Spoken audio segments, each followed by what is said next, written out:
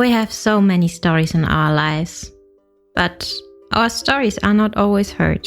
On the Hear My True Story podcast, we tell our own true stories. Before the white car parked, our head teacher had scattered. Looking at him, I could only see his tie that was flying backwards, waving at us, and he disappeared in thin air. I want to share my life story. I want to share my voice with the people because I know that just a small joke I can tell through this podcast, it will make someone smile. When you ask me what I fear most in life, I would definitely respond to you and say it's fear itself. We are fighting for togetherness. We are fighting for equal rights. We are fighting to end injustice. You don't have to be a storyteller or writer because, guess what? Life writes the best stories. Hear my true story. Do you like swimming? Why do you ask this question? But as I was a small kid, we had many stories of people drowning in water. And people losing their lives in water. So I grew up hating water. So if you want to punish me, throw me in a swimming pool. This is your favorite time of the week with your number one podcast. Hear my true story. My dear listeners, you are welcome this wonderful week with me, Otako, your host on Hear My True Story podcast with Carol J. Smith. Yes, that is Carol J. Smith, our guest on this podcast today, this week. So, well, in this particular episode, we are going to talk about culture. With you every week. Hear my true story.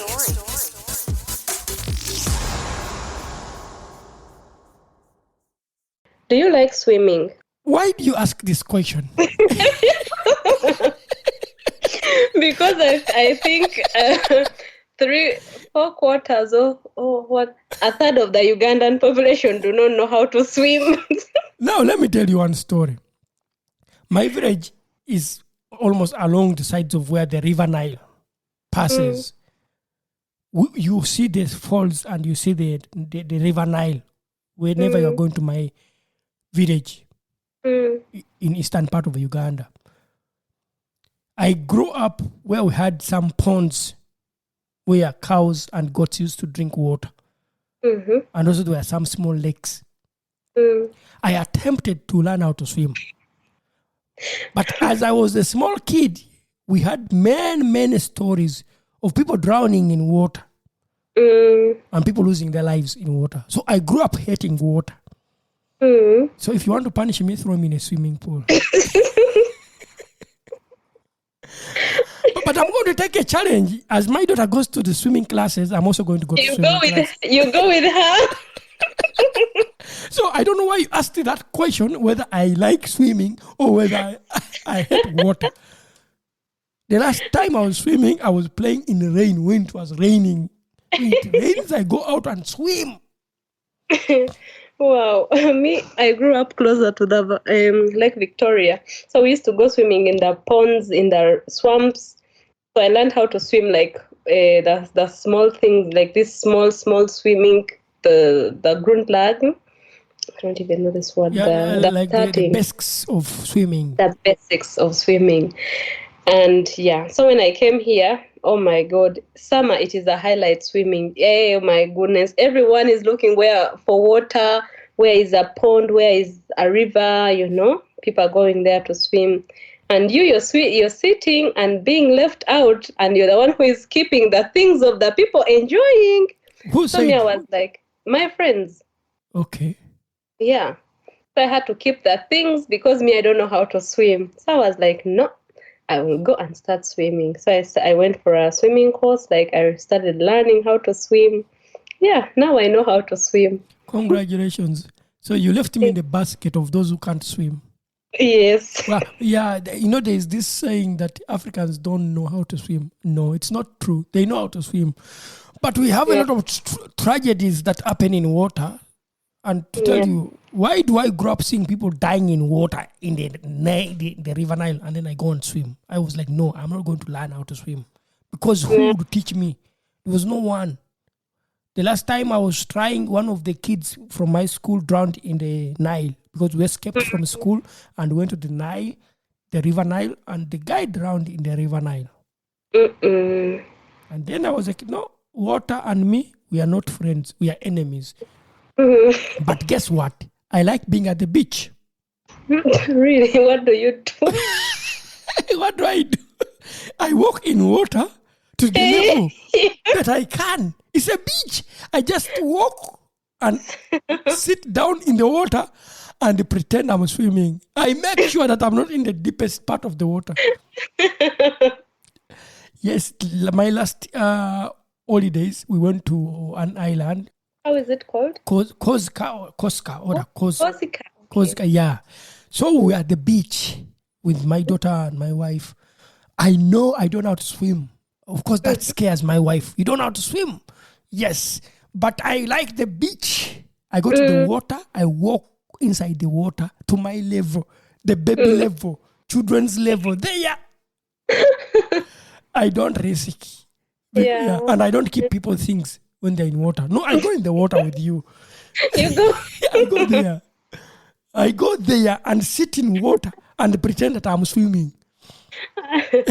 Yeah. If me, I was too scared, so I decided to be the good Samaritan.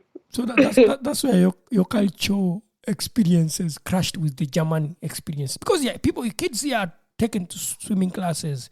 And we don't get swimming classes because unless you want to die, go in water alone and you die from there. Yeah. When I go for holiday, even if I know how to swim, I still don't trust water, actually. I still ask for a life jacket. I will go let's say if we are on a boat, I will have to put on a life jacket. If we are to go snorkeling, I will go in the water with my life jacket. Everyone is looking at me like, this girl, what is she doing? But then I feel safer. That's a stereotype that Africans don't know how to swim. And being an African with a life jacket, so you're highlighting yourself.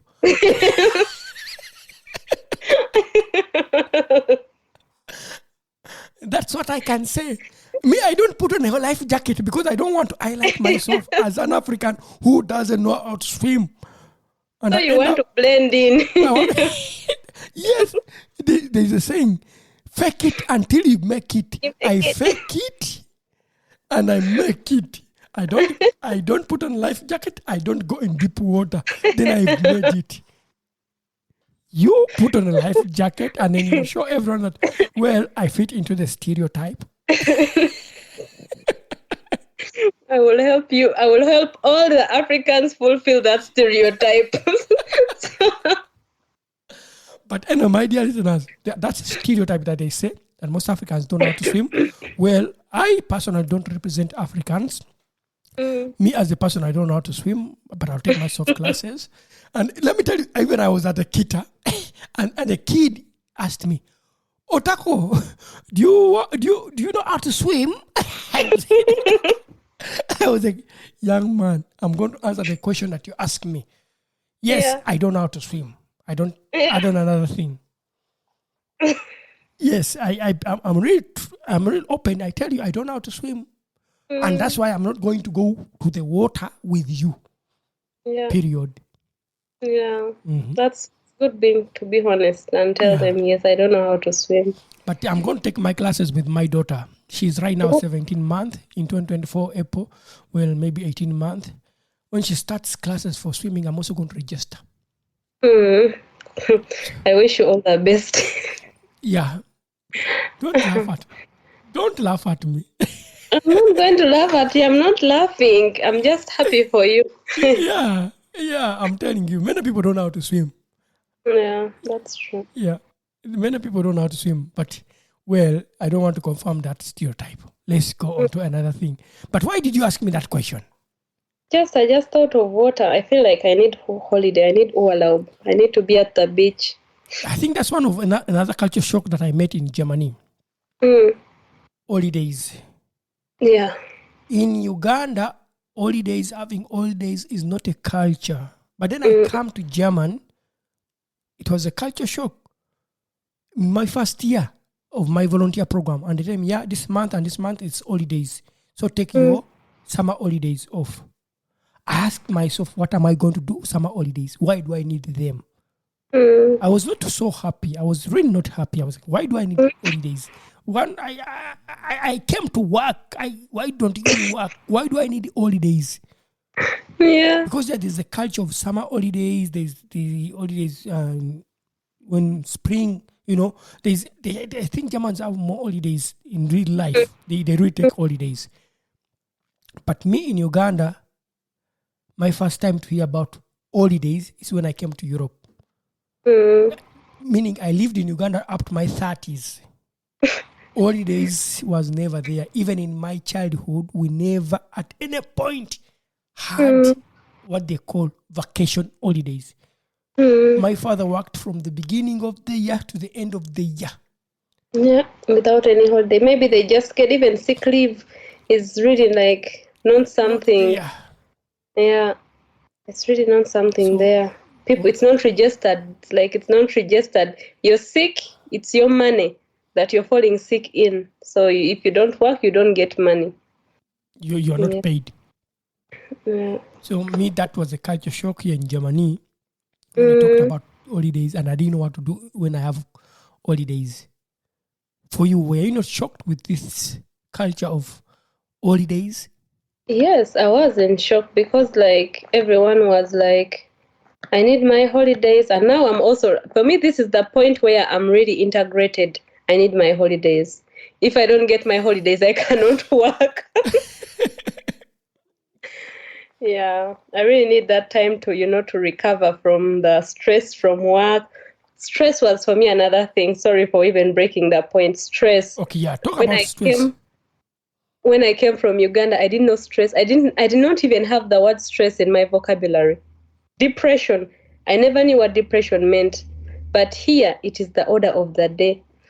I'm stressed. This stresses me. I don't want this. This is going to stress me. Everything. Most of the people, you look at the statistics, very many people have depression or have suffered from depression, at any points of their lives here in Germany. If it is a kid to an adult to the old people, depression. For me, that was, even up to now, I think it's okay now. I'm used to that. But at the beginning, I really did not know what stress is. And for me, I was stressed because I did not know how to react when I'm stressed. That stressed me even more. I was so... You didn't realize that you need the holiday so that you can recover. Because in our culture, there's no that kind of you need holiday. You stress for what? Yeah. Because it's there. People in Uganda suffer from stress, depression, but we don't realize it as a health problem. And in the system, it's not provided for. So you grow up not knowing that there's that stress and depression as a thing that can affect you as an individual. Yeah. Also, this krankmeldung.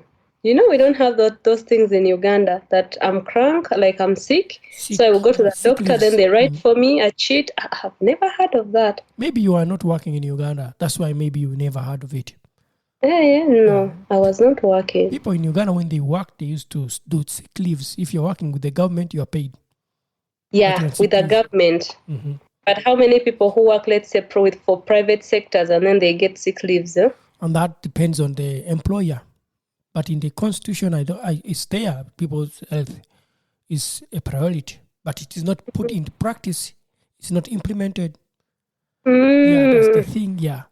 When you don't know about the law, then you can't understand that it's really there. So you don't even know where you're supposed to stand when you're in this situation. Yeah. But I find Germans really do a lot of holidays, do a lot of vacation holidays than maybe anywhere in the world, because people here take time and they travel and they see places. For me, traveling is something that I enjoyed when I was an artist. I could travel all over the world. But I never traveled because I was an individual in Uganda because I love to travel. I only traveled because I'm going to work. Yeah, to work on a play, to work on a project. So I traveled for work, not for holidays. Oh, me, I don't know. Me, I love my holidays. I like to relax, to go just on a beach, sleep on the beach. Okay, so you're looking forward for summer. Yes, I can't wait. Oh my God, for the 3 weeks in summer. I can't wait. You can't wait for summer. So do you know, are you also now integrated in FKK? Yeah, I mean, for my dear listeners, there's that Frei Körper Kultur. Frei, FKK, Frei Körper Kultur. Yeah. That's a culture shock for me. When I came to Germany, I realized that people literally move without any clothing. And it was culture.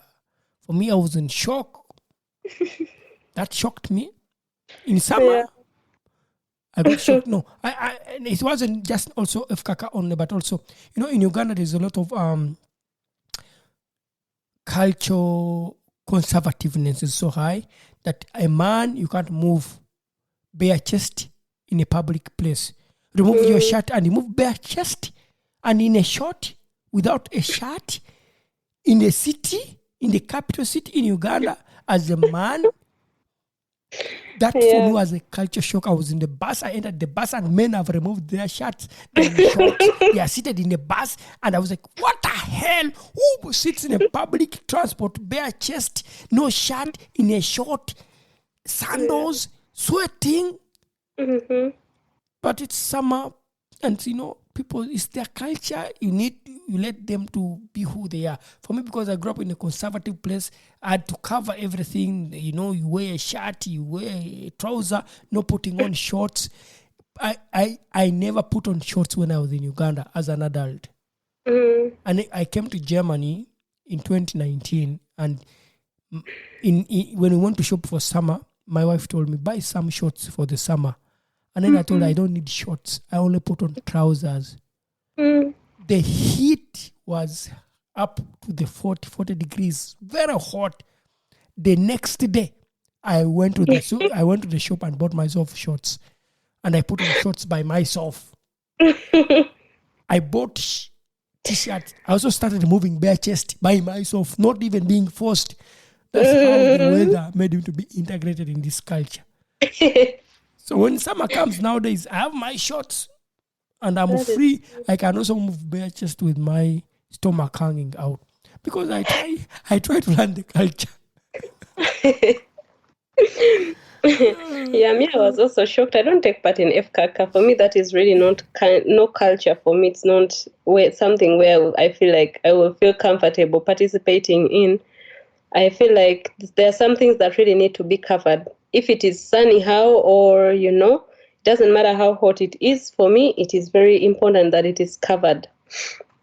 Yeah, and I also went one time with my ex, so we were walking around, and then we suddenly on a beach, we discover these FKK people are lying down. For me, it was my first time to see people, and I'm looking, I felt ashamed because I'm the one who is like looking at people.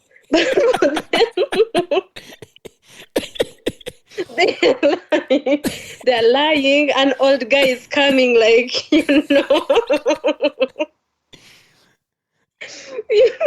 like swinging everything. And I was looking, and I was like, oh my God, for me, it was a very exciting moment, like this kind, this exciting, happy, exciting, but this exciting, I don't know what to do moment, I'm like, please, let's hurry up and leave this place. Like, why are people naked?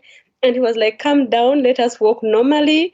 This is a place called FKK. People are free to be naked.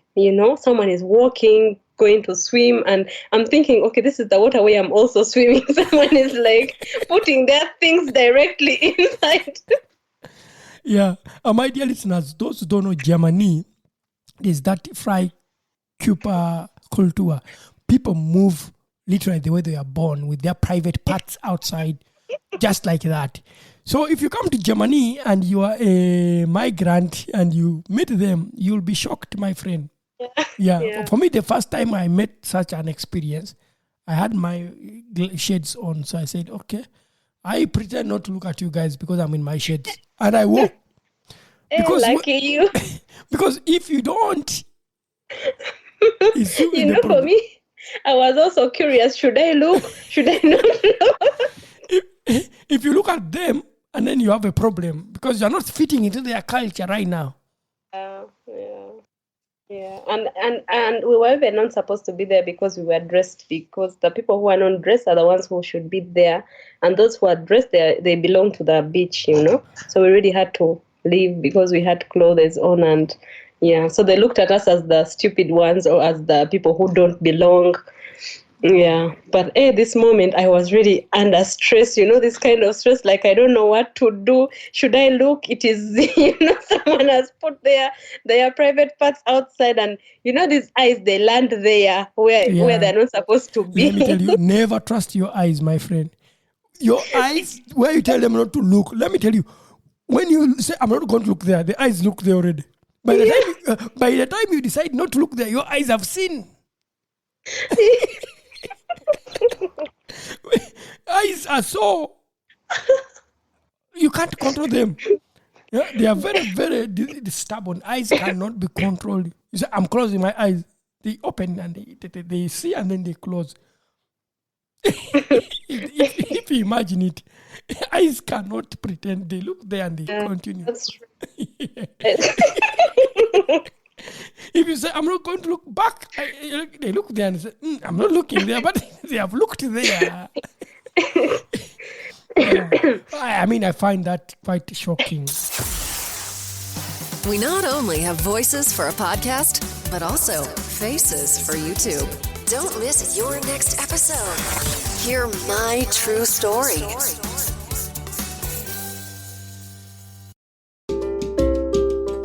Thank you for listening to our podcast, Music by Edwin Matovo, hosted and produced by Otako. Subscribe to our podcast for more stories and visit us on our website, hearmytruestory.com, for more stories. All the links are listed in the show notes of this podcast.